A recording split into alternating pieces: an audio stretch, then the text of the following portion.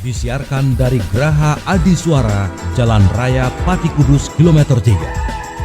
Inilah 101 FM. Radio Pati. Saluran informasi warga Pati.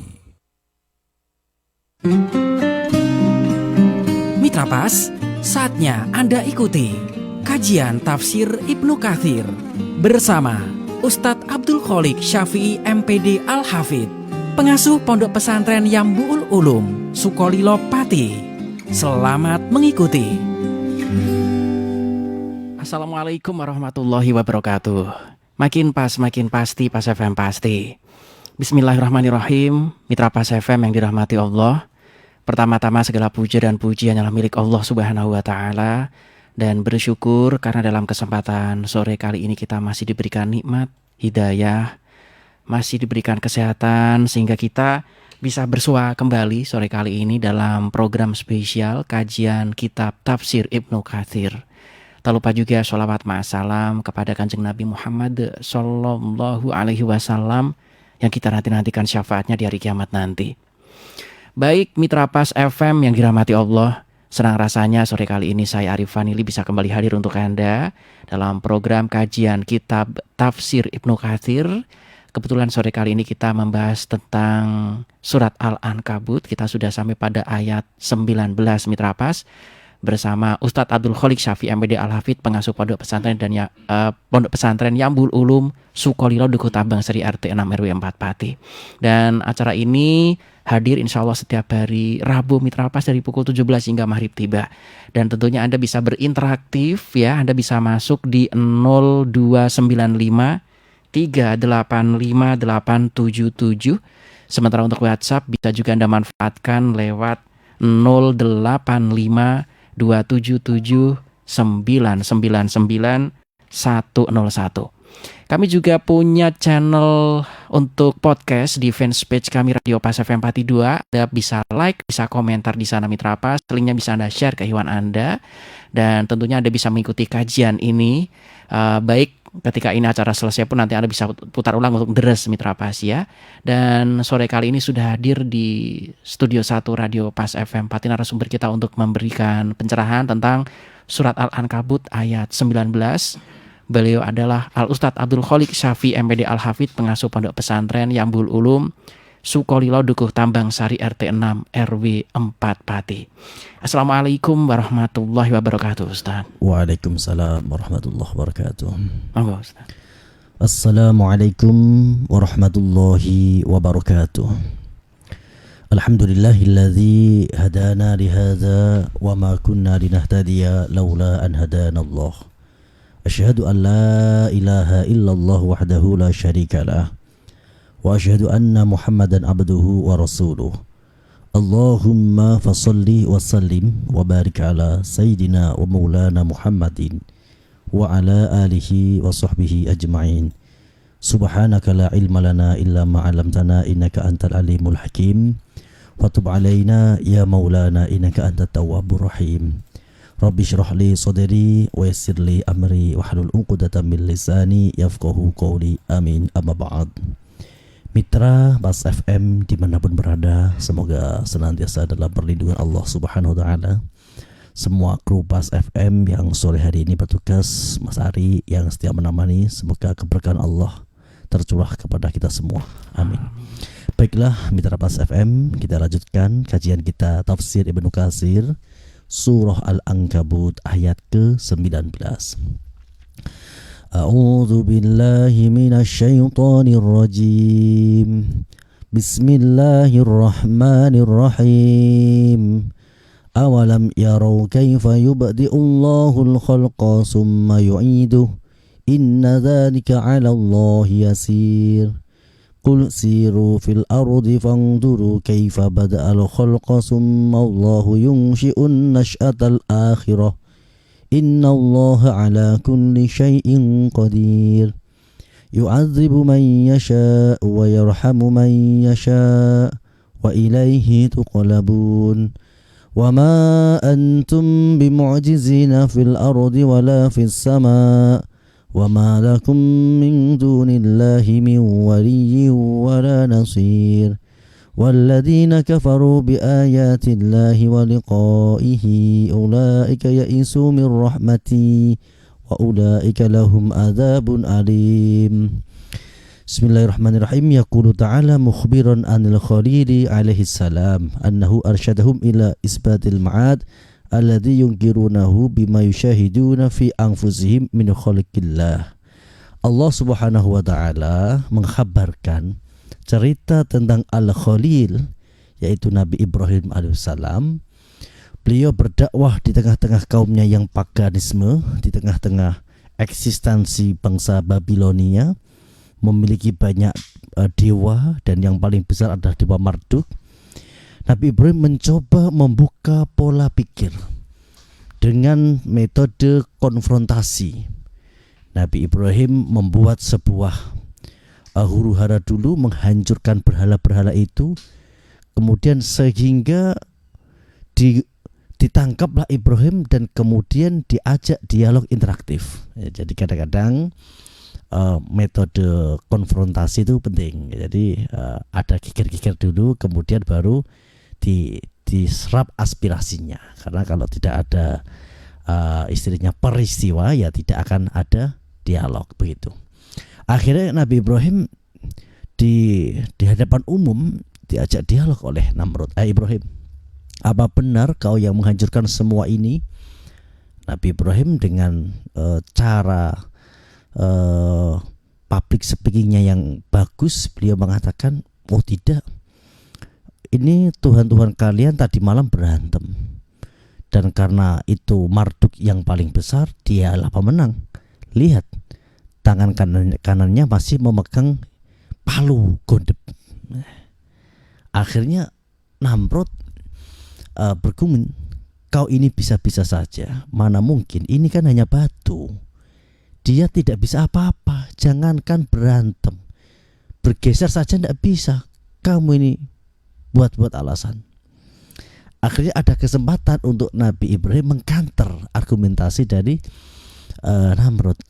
Kalau begitu sebenarnya kalian ini mengakui dong, kalau ini batu yang kalian buat-buat, kalian beri nama A, nama B, kalian nisbatkan sebagai Tuhan, itu omong-omong kalian. Nyatanya kalian semua menyadari ini batu yang tidak bisa beri manfaat dan madarat.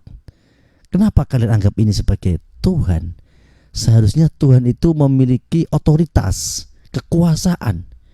Mereka nggak bisa kekuasa apa-apa, mempertahankan dirinya saja nggak bisa. Akhirnya semua orang terdiam. Ini yang disebut sebenarnya Nabi Ibrahim ini secara hujah itu menang. Jadi hujah al-balighah, agama ini sangat jelas. Maka untuk mempercayakan hujah ini tidak perlu dipaksa. Maka ada ayat la ikroha fiddin qad tabayyana rusydu minal ghayy. Agama ini secara hujah pasti menang.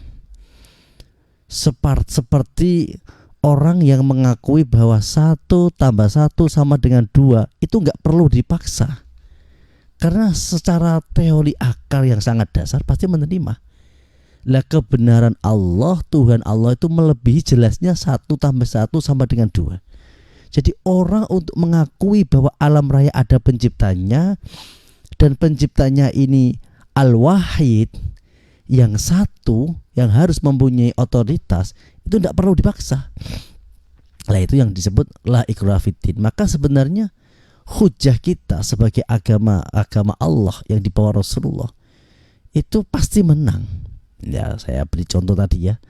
Misalkan ada orang yang berargumentasi 1 tambah 1 sama dengan 2, itu tentu akan menang ya, secara argumentasi daripada orang yang mengakui 1 tambah 1 5.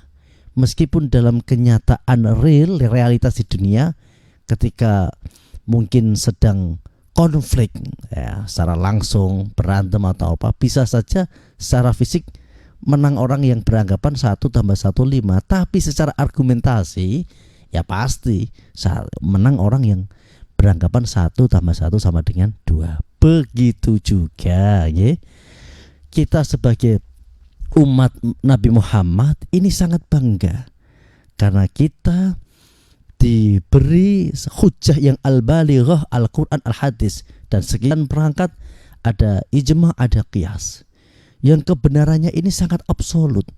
Orang tidak perlu dipaksa untuk mengakui kebenaran agama ini.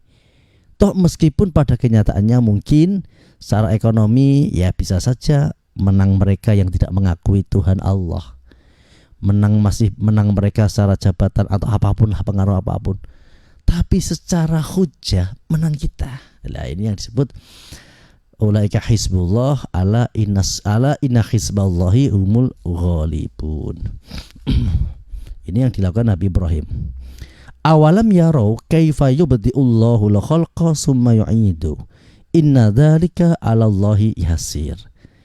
Nabi Ibrahim mencoba meyakinkan umatnya, bangsa Babilonia, bangsa Ur pada waktu itu, bahwa zat yang telah menciptakan kita, yang awalnya kita tidak tahu dari mana asalnya, tiba-tiba Allah berikan kehidupan kita, itu tentu lebih mudah sekali menghidupkan kita. Jadi yang awalnya tidak ada kemudian menjadi ada, ini tentu lebih mudah ketika barang yang sudah ada kemudian diadakan kembali, direkonstruksi ulang lah bahasanya. Ini tentu lebih mudah. Jadi Allah menghidupkan orang yang sudah mati itu sangat mudah, karena Allah mampu menciptakan kita yang awalnya tidak ada menjadi ada. Itu disebut awalam yaro kaifa yubdi'ullahu al-khalqa summa yu'idu inna dzalika 'alallahi yasir. Kita lanjutkan. Qul siru fil ardi fangduru kaifa bada'al khalqa summallahu yunshi'un nash'atal akhirah ayyamul qiyamah innallaha ala kulli syai'in qadir. Maka kita diperintahkan untuk menjelajah alam raya ini. Siru fil ardi, ayo menjelajahlah kamu. Nanti dari perjalanan itu kamu ambil pelajaran bagaimana Allah menciptakan makhluk kemudian menghidupkannya kembali.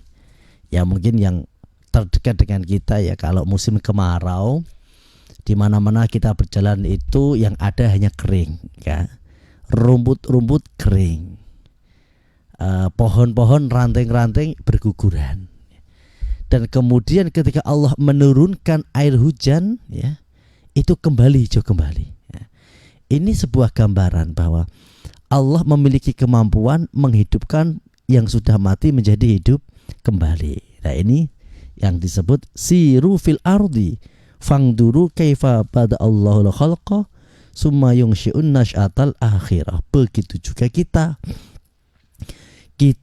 yang sekarang ini ada, itu kan awalnya tidak ada, diadakan, diciptakan oleh Allah, dan nanti ketika kita sudah mati kembali dihidupkan kembali. Yu'adzibu man yasha wa yarhamu man yasha. Ai huwa al-hakim al-mutasarrif alladhi yaf'alu ma yasha. Allah adalah yang maha bijaksana, yang mengatur segala urusan sesuai kehendaknya. Wa yahkumu ma yuridu la mu'aqqiba li hukmi. Allah memberikan hukum, memberikan kebijaksanaan sesuai kehendaknya, tidak ada yang menentang. Jadi kita kan menyadari setiap hari ini ada siang, ada malam, ada musim kemarau, musim penghujan. Ini kan teratur sekali nih. Kan tidak mungkin sesuatu yang teratur kemudian tanpa ada yang mengatur. Ya semacam siaran radio seperti ini kan ada acara A, acara B, itu kan by design, ada yang mengatur di situ. Lah apalagi alam raya ini ya. Ada planet dengan segala macam galaksi-galaksinya. Ada hujan, ada salju, ada musim panas, musim kering. Ini kan teratur. Ini pasti menunjukkan ada by design, ada yang mendesain, ada yang mengatur. Nah ini bagi orang yang berakal sehat, ya mereka akan mudah mengenali Allah Subhanahu wa ta'ala. Nah itu juga termasuk siru fil ardi fangduru kaifa bada'al khalqa summallahu yunshi'un nash'atal akhirah. Wa yahkumu ma yurid. La yas'alu amma yaf'alu wa hum yus'alun. Allah tidak akan pernah ditanya kenapa menciptakan ini, kenapa berkehendak seperti ini, tidak ada. Karena Allah itu memiliki otoritas penuh.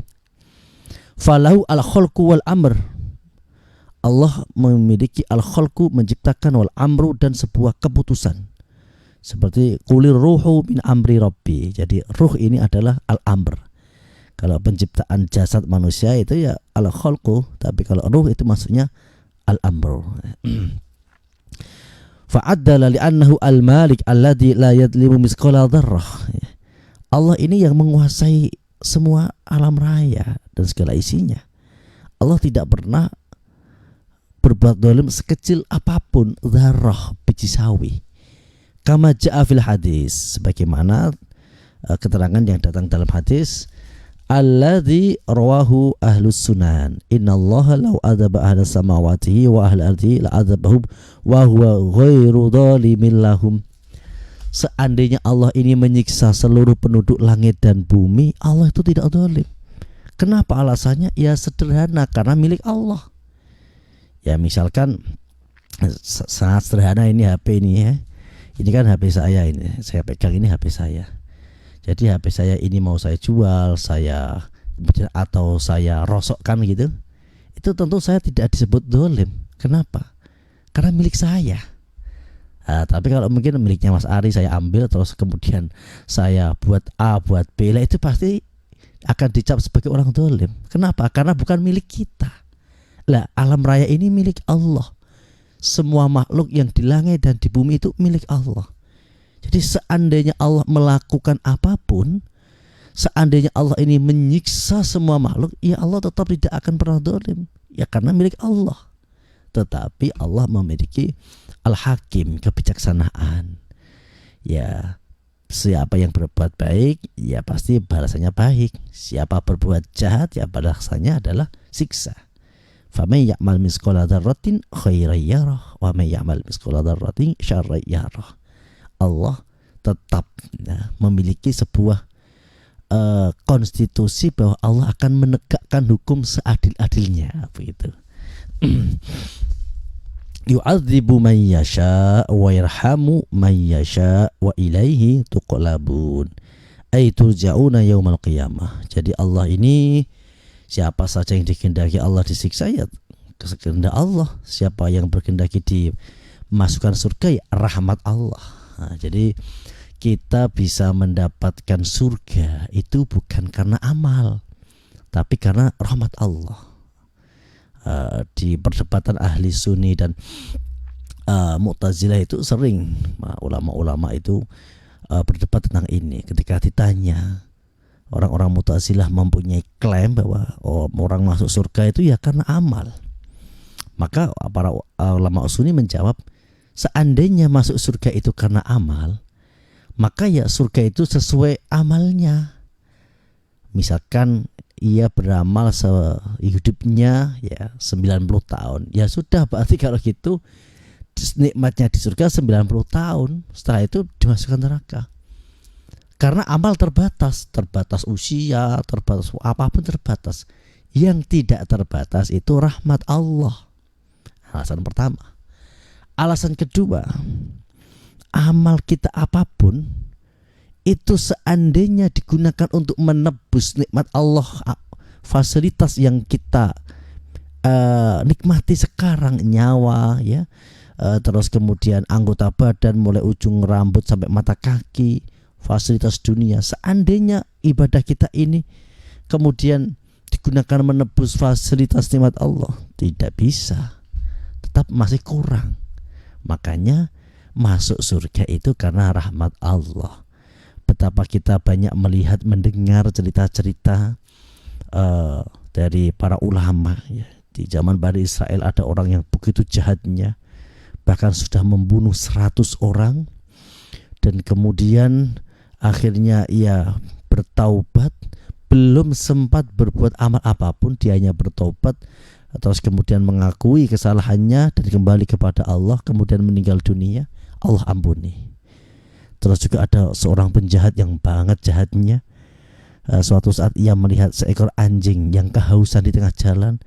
Ia dengan tertatih-tatih masuk ke sumur, menggunakan sepatu bootnya, dikasih minum, akhirnya mendapat rahmat Allah, mendapat ampunan, dan akhirnya mendapat surga. Jadi surga neraka itu otoritas penuh Allah Subhanahu wa ta'ala. Jadi yang penting kita selalu mencintai Allah, mencintai Rasulullah, beribadah apapun, melakukan kebaikan apapun ya atas dasar ketundukan kita kepada perintah Allah. Wa ma antum bimu'jizina fil ardi wala fis sama. Kamu semua tidak bisa melepaskan diri dari azab Allah, baik yang di bumi, di langit, semuanya tidak bisa. Ay la yu'jizu ahadun min ahli samawati wa ardihi. Tidak ada yang bisa melawan Allah dari penduduk langit dan bumi. Bal huwa al-qahiru fawqa ibadih. Allah adalah yang memaksa seluruh hambanya. Fakullu syai'in khaifun minhu fakirun ilahi. Setiap sesuatu pasti tunduk kepada Allah dan membutuhkan Allah. Wa huwa al-ghani amma siwahu. Allah tidak membutuhkan apapun. Segala sesuatu butuh Allah. Allah tidak membutuhkan apapun selainnya. Maka ada istilah khaliqun bila hajatin. Bukti cintanya Allah kepada kita adalah Allah menciptakan kita, padahal Allah tidak membutuhkan kita. Seandainya seluruh penduduk langit dan bumi taat kepada Allah, tidak menambah kemuliaan Allah sedikit pun. Dan seandainya penduduk langit dan bumi ini maksiat kepada Allah, juga tidak mengurangi sedikit pun dari kemuliaan Allah. Ini yang disebut wama antum bimu'jizina fil ardi wala fis sama. Wama lakum min dunillahi min waliyyi wala nasir. Walladzina kafaru bi ayatillahi wa liqaihi ulaika ya'isu min rahmati wa ulaika lahum adzabun alim. Jika Allah sudah memberikan azab, maka tidak ada yang bisa menolong. Nanti di yaumul mahsyar, yaumul qiyamah, yaumul akhirat, tidak ada yang bisa memberikan pertolongan kecuali Allah. Manusia lari ke sana ke sini, yauma yafirul mar'u min akhihi wa ummihi wa abihi wa sahibati wa banihi. Mereka lari kepada ayahnya, lari kepada ibunya, kepada saudaranya, semuanya. Tidak ada yang bisa menolong. Orang-orang walladzina kafaru, orang-orang yang ingkar, ay jahadu wa kafaru bil ma'ad, mengingkari dengan akhirnya pembangkitan, mereka semua ini akan mendapatkan siksa yang sangat pedih dari Allah. Wa ulaika lahum adzabun alim. Jadi keputusasaan ini maksudnya orang yang putus asa dari rahmat Allah. Orang yang terputus dari rahmat Allah itu sangat rugi sekali. Maka kita dilatih para ulama untuk bagaimana bisa mengelola hati, memanajemen hati agar kita selalu bisa bahagia. Karena dengan modal kebahagiaan ini kita bisa mudah mensyukuri nikmat Allah.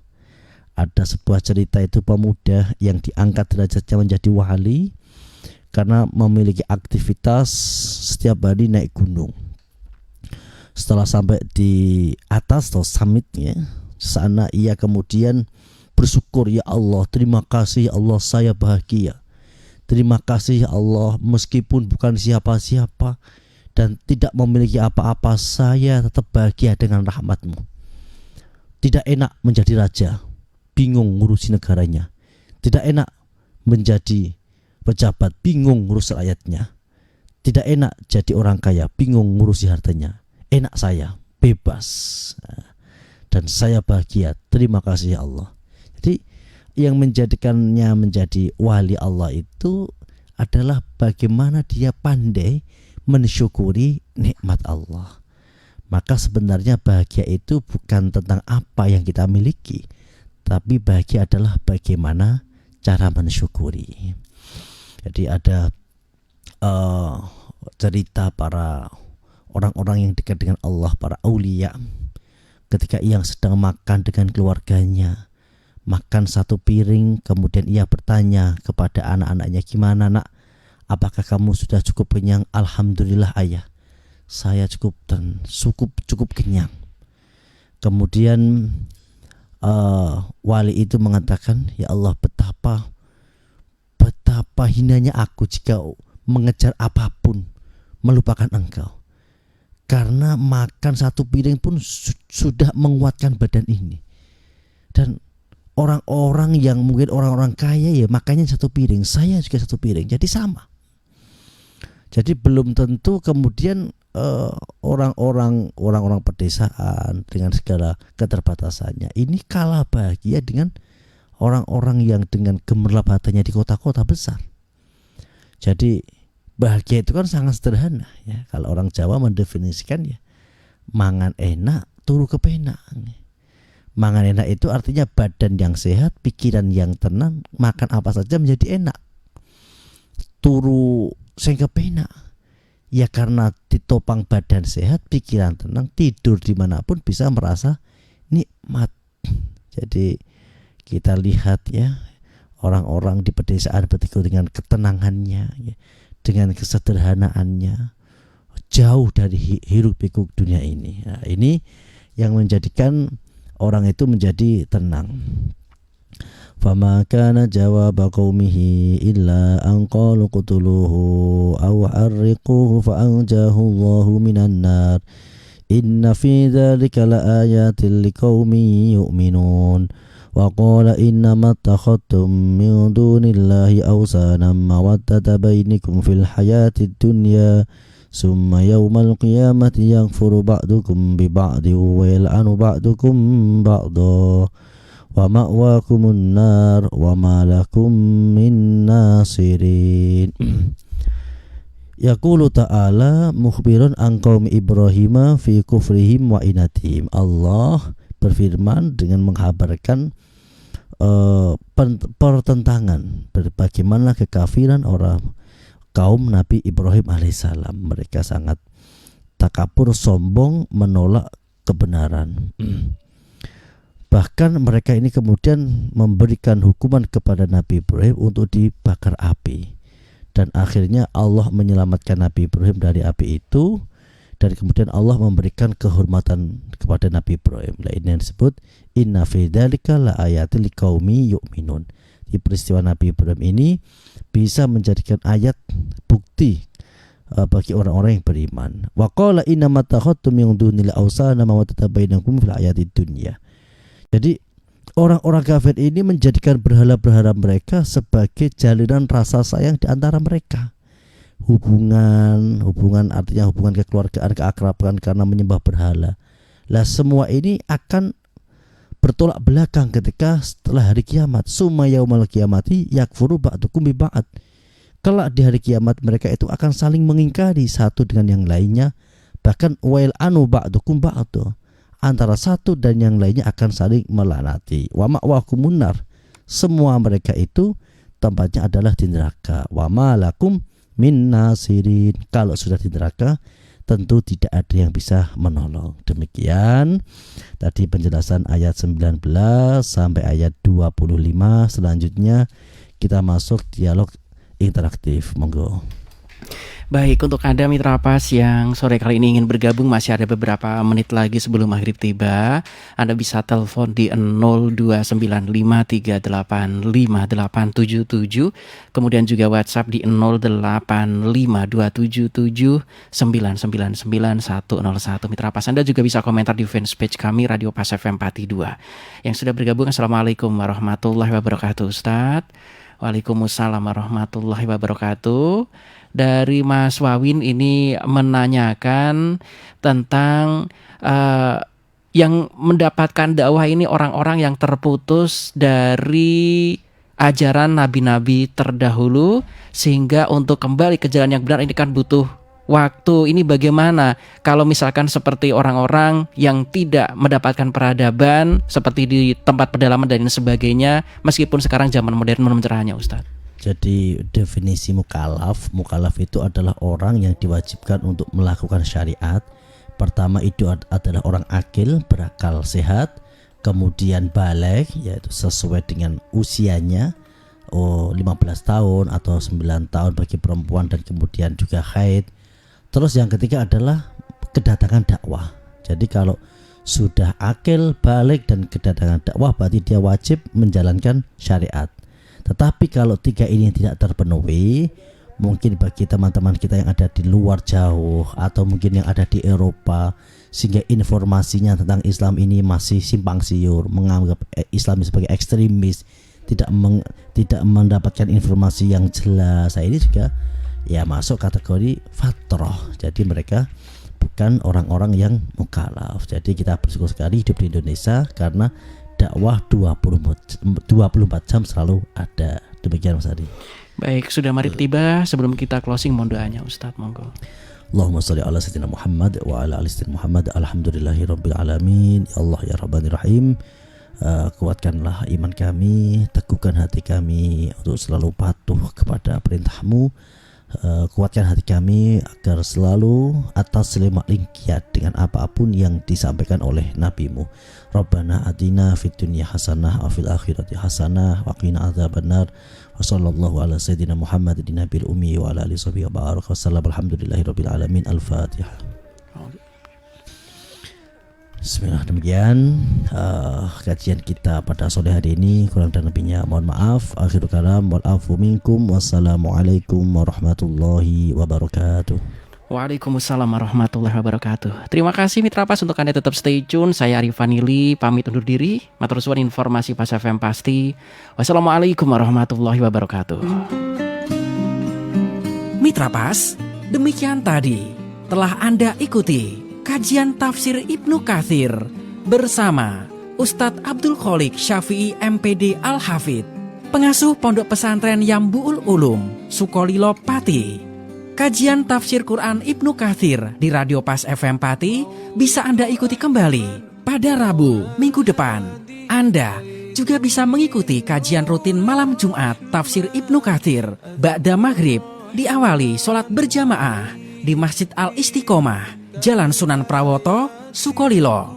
Dan setiap selapanan malam Jumat Wage jam 7 malam ba'da sholat Isya.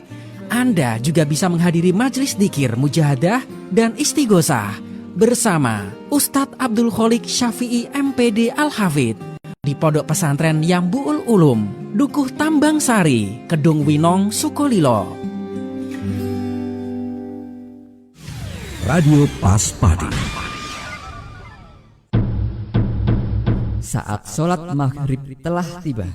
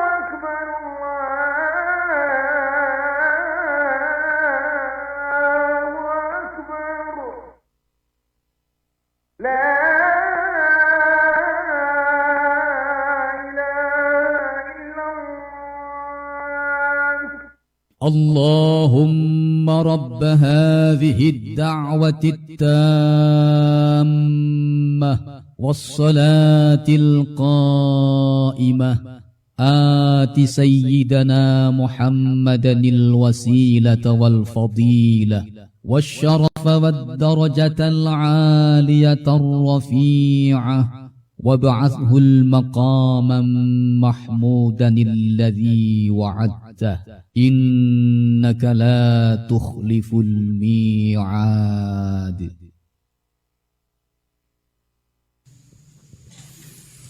أستغفر الله رب البرايا